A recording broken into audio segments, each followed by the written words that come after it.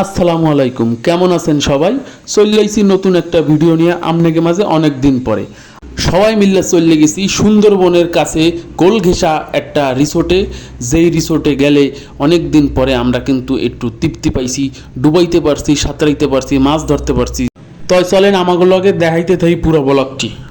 কত টাকা খরচ হলো আর কি কি খেলাম সব দেখাবো এই ভিডিওতে। আমরা গেছিলাম রাত 8টার সময়, এই জন্য কিন্তু প্রথমেই আমাগর ওয়েলকাম ড্রিঙ্কস দিয়ে বরণ করে নেছে। এরপরে কিন্তু আমাকে রুমের ব্যবস্থা করে দিয়েছে। আমরা কিন্তু নিজেকে রুম গুছাইয়ে না পাইয়া সবাই যে যার মতো করে রুমে গেলাম, যে যার মতো করে ড্রেস পাল্টাইলাম। এবং রুম দুটো কিন্তু ছিল অনেক সুন্দর, আপনাকে কিন্তু দেখাইতেছি চলেন রুমের ভিতরে। আর রুমে কিন্তু আমরা এক এক রুমে 5 জন করেছিলাম, যেহেতু এটা ফ্যামিলি রুম না, তাই কিন্তু আমরা 5 জন করে থাকতে পারছি এক এক রুমে। রুমগুলো অনেক সুন্দর, এসি ছিল। আমরা গেছিলাম একদিনের প্যাকেজে, অর্থাৎ এক রাত একদিনের কিন্তু আমাকে খাওয়া দাওয়া সব কিছু মিলিয়ে খরচ পড়ছে মাত্র 2000 টাকা। এক একজন 2000 টাকায় কিন্তু আমরা অনেক সুন্দরভাবে উপভোগ করতে পারছি, ঘুরতে পারছি, খাইতে পারছি আমাকে জন্য। আর এই সব কিছুর ব্যবস্থা করে দিয়েছে এই রিসোর্টের মালিক সুমন ভাই। সুমন ভাইকে আমরা ধন্যবাদ দিয়ে ছোটো করবো না।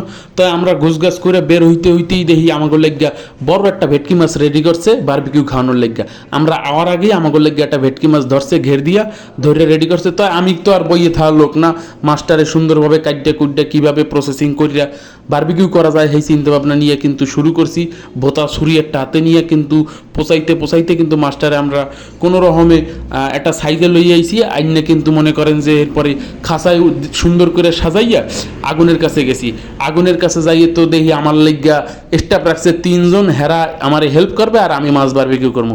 তো অনেক সুন্দর করে কিন্তু আমরা মাছটা অনেক সময় লইয়া বারবিকিউ করছি এবং অনেক মজাও পাইছি। বারবিকিউ এত সুন্দর তাজা মাছ বারবিকিউ করে খাওয়ার মজাই আলাদা। তাই আমাগুলোকে আইলে কিন্তু আপনারা এইভাবেই কিন্তু ট্যুর করতে পারবেন। আর এই মাছ রেডি করতে করতে দেখি আমাগুলো গিয়ে প্লেট সাজাইয়া পরোটা আইনাও রেডি করছে, যাতে বারবিকিউ দিয়ে আমরা পরোটা খাইতে পারি।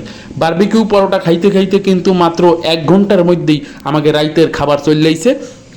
রাইতের খাবারে ছিল দেশি রুই মাছ আর ছিল আপনার দেশি মুরগি আর দেশি রুই মাছ আর ডাইল দিয়ে কিন্তু আমরা ভরপুর ভাত খাইছি, কোনো সমস্যা হয় না। আর রান্নাটাও অত্যন্ত চমৎকার ছিল, আমার কাছে কিন্তু অনেক বেশি ঝাল লাগছে।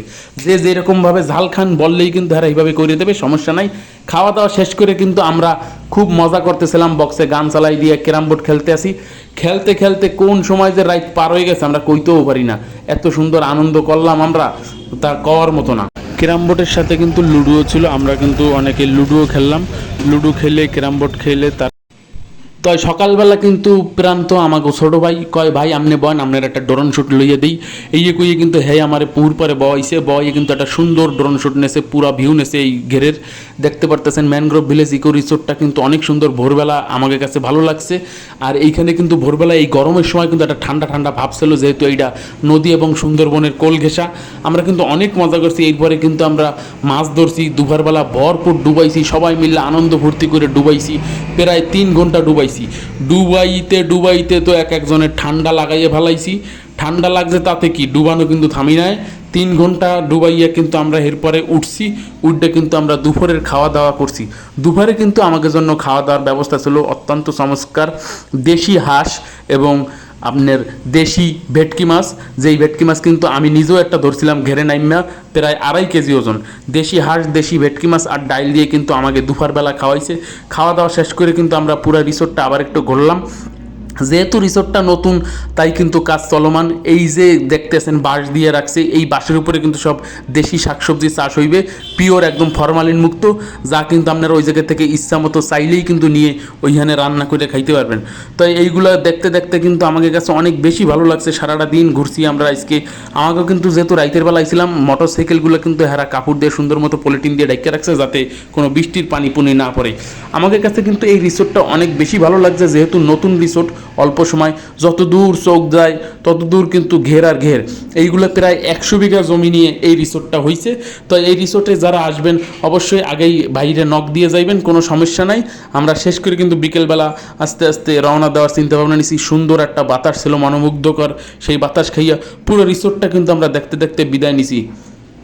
উপর থেকে যখন ড্রোন শটগুলো নেওয়া হচ্ছিল তখন পরিবেশটা থেকে এত ভালো লাগতেছিল বলার মতো না, আপনাদেরকে সে বোঝানোর ভাষা নাই। ড্রোনের থেকে ভিডিওগুলো এত সুন্দর যাই হোক, সকলে ভালো থাকবেন, সুস্থ থাকবেন, আমাদের পেজটা ফলো দেবেন, লাইক দেবেন, দয়া করে পাশে থাকবেন যাতে নতুন নতুন ভিডিও করতে পারি, আপনাকে দেখাইতে পারি। আজকের মতো এই পর্যন্তই। আসসালামু আলাইকুম।